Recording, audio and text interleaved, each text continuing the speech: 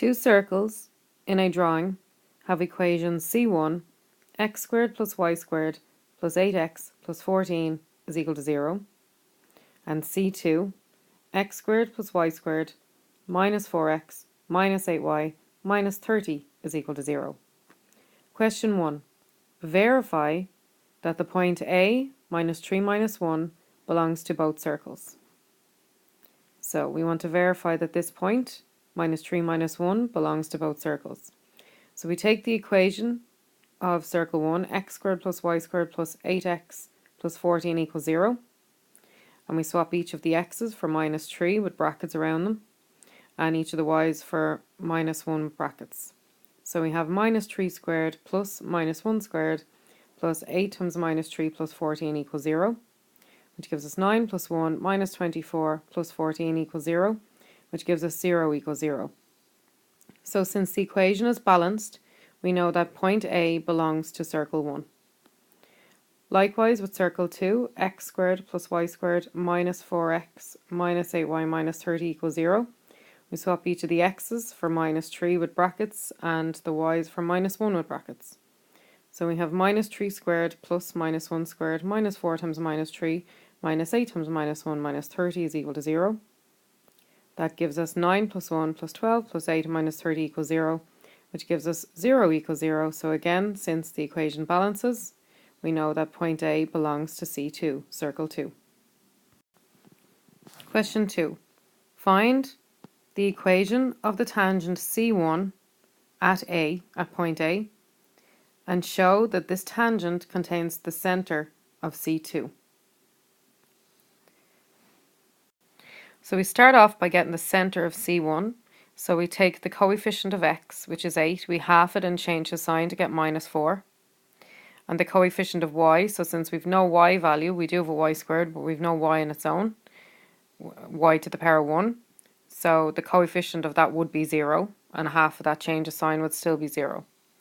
So C1, its center, is minus 4, 0. So we're going to call the tangent T1, so the tangent to C1 at point A, we're going to call it T1. So we're going to let T1 be the tangent to C1 at A. So we're going to call the tangent to C1 at point A, we're going to call that T1. So remember, point A is minus 3 minus 1. So what we want to do is get the slope of the radius. So we'll label the point A as x1, y1, and the center as x2, y2.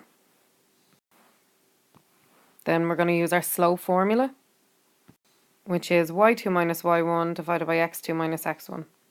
So y2 is 0, so we write down 0. Then we have minus y1, which is minus 1. So we have minus minus 1, which is plus 1. And then x2 is minus 4. And that's minus x1, which is minus 3. So that's minus minus 3, which is positive 3. So we have 1 divided by minus 1, which gives us minus 1. So the slope of the radius is minus 1.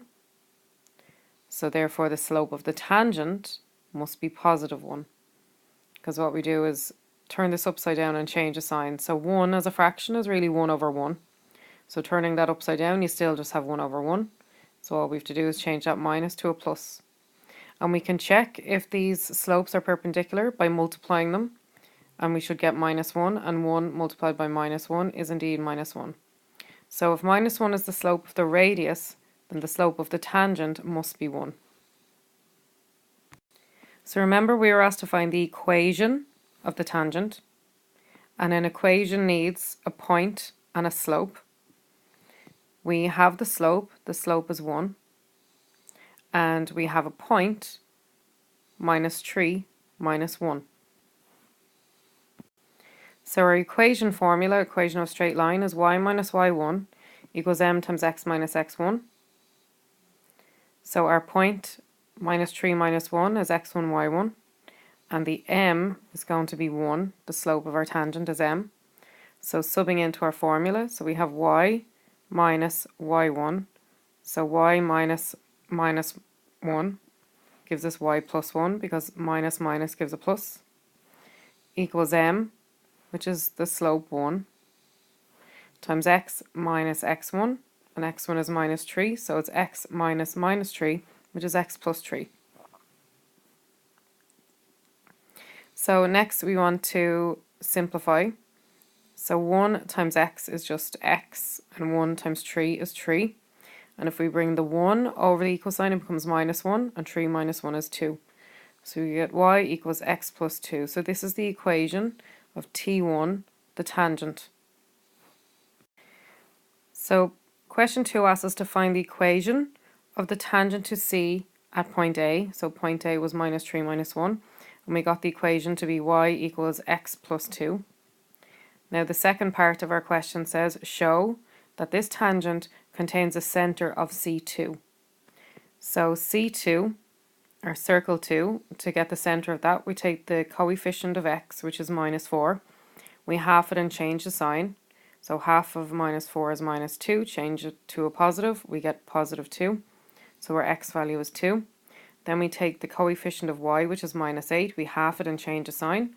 Half of minus 8 is minus 4. Change the sign to get positive 4. So our y value is 4. So the centre of this circle is 2, 4.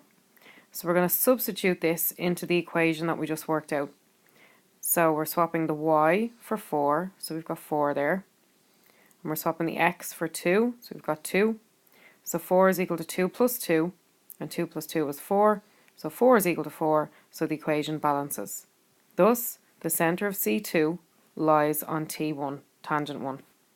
And just at the bottom here, we just have our formulas that we use for the circle. So we may or may not use them as we go through these questions, but they are handy to have. Question 3. Find the equation of the tangent to C2 at A. So again, at point A, minus 3 minus 1. And show that this tangent contains a centre C1.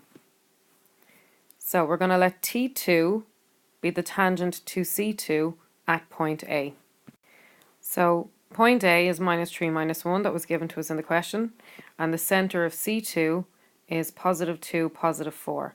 So half of minus 4, change the sign, gives us positive 2. Half of minus 8, change the sign, gives us positive 4. So we're going to label these x1, y1, x2, y2. So remember, this point A is on the circle, so it's at the edge, and this is the centre of the circle. So we want to get the slope of the radius. So we get the slope of these 2 points. So we use our slope formula, which is y2 minus y1 divided by x2 minus x1. So we swap y2 for 4. Then we have minus y1, which is minus 1. So we have minus minus 1, which is plus 1.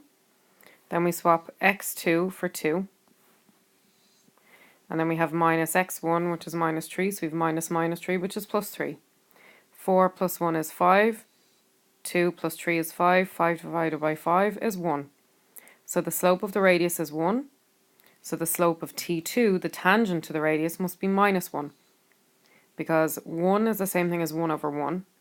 Turn that upside down, it's still 1 over 1. Change the sign, you get minus 1. And to check if these slopes are perpendicular, multiply them together and you should get minus 1. And minus 1 multiplied by 1 is indeed minus 1. So this must be the perpendicular slope to this. So we're asked to find the equation of the tangent, and to find the equation of a straight line, a tangent is a straight line, we need a point and a slope. We have the slope of the tangent minus 1. Now, and we have a point as well, minus 3 minus 1. We know that that belongs to the tangent, to the line. So now we just substitute it into our line equation formula, which is y minus y1 equals m times x minus x1. So our point is minus 3 minus 1, so that's x1, y1. And m, our slope, is going to be minus 1.